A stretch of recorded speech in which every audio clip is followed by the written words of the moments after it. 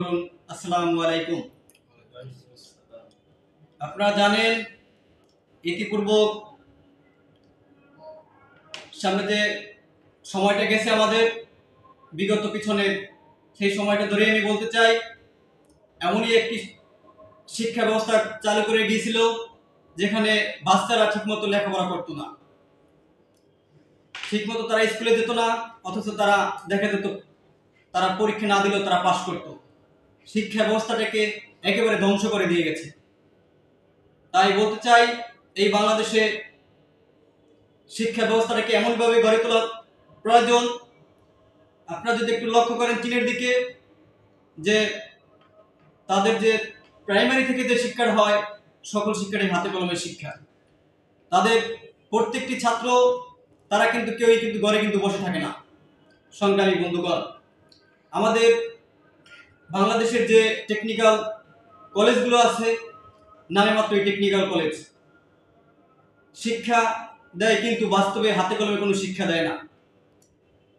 আমি বাংলাদেশের প্রধান উপদেষ্টাকে বলবো যে আপনারা এই শিক্ষা ব্যবস্থার দিকে একটু লক্ষ্য করেন, হাতে কলমে শিক্ষার জন্য বাস্তবায়ন করা হয়, কোনো ছাত্রকে জন্য লেখাপড়া করে ঘরে বসে না থাকতে না হয়। বাংলাদেশের প্রতিটি সেক্টরে আপনি দেখবেন যদি 30 লক্ষ শিক্ষার্থী থাকে, ওইখানে পরীক্ষা দিয়ে বের হইলে কমপক্ষে 29 লক্ষ ছাত্র পরীক্ষা দিয়ে বের হয়, অথচ চাকরি হয় মাত্র 2 লাখ।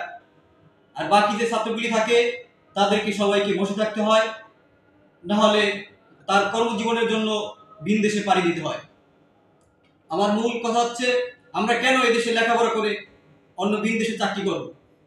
আমরা আমাদের দেশে থাকতে আমরা কেন অন্যমুখী হব?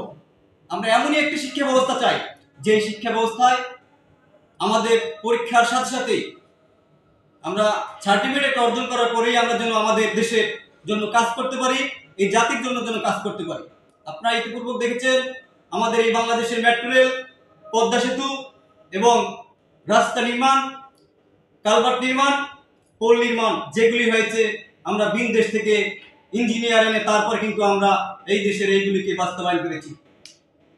এটি আমাদের লজ্জা হওয়া উচিত যে আমাদের দেশের শিক্ষার্থীরা থাকতে আমরা কেন বিদেশিদের দিকে তাকাবো, আমাদের দেশের টাকা কেন তাদেরকে দিব?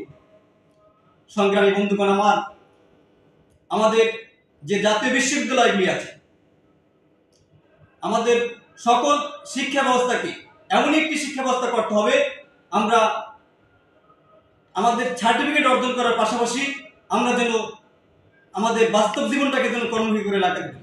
আমরা চাই হাতে কলমে শিক্ষা গ্রহণ করার জন্য। আমাদের এই শিক্ষা ব্যবস্থাকে যদি হাতে কলমে শিক্ষা গ্রহণ করতে পারি তবেই আমরা সাকসেস হব এবং আমাদের অন্যের উপর নির্ভর করতে হবে না। আমরা এই বাংলাদেশে, নতুন বাংলাদেশে এমন একটি শিক্ষা ব্যবস্থা চাই।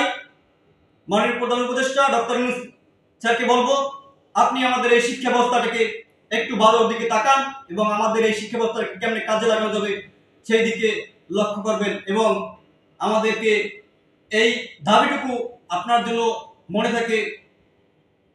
আমি এইটাই আপনার কাছে আবেদন করব যে আমাদের এই ন্যাশনাল ছাত্র মিশনের পক্ষ থেকে শিক্ষা ব্যবস্থাটাকে একটু ভালোভাবে দিকে তাকাবেন এবং ভালো করার জন্য আপনার খেয়াল, আমরা এটাই আবেদন করব। সংগ্রামী বন্ধুগণ, আমি আর বেশি কথা বলবো না। আমাদের ন্যাশনাল লেবার পার্টির দলীয় মুখপাত্র তিনি এখানে আছেন, আমাদের বরগুনা জেলার সংগ্রামী সভাপতি আবু ছেলে ভাই এখানে আছেন, তারাও আমাদের এখানে বক্তব্য দিবেন। তাই আমি আজকের মতো এভাবেই এখানেই আমার বক্তব্য শেষ করছি। সবাই ভালো থাকবেন। বাংলাদেশ জিন্দাবাদ, ন্যাশনাল ছাত্র মিশন জিন্দাবাদ। আল্লাহ হাফেজ।